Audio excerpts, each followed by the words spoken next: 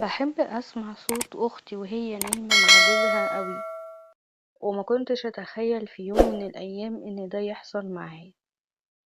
قبل ما تسمع القصة اعمل إعجاب للفيديو واشتراك للقناة.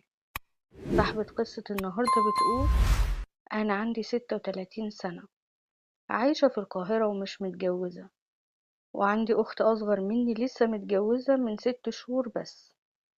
بابا متوفي وعايشة أنا وأمي لوحدنا، وعندي 2 بنات صحابي من زمان قوي من نفس سني، واحدة فيهم متجوزة وواحدة لأ. صاحبة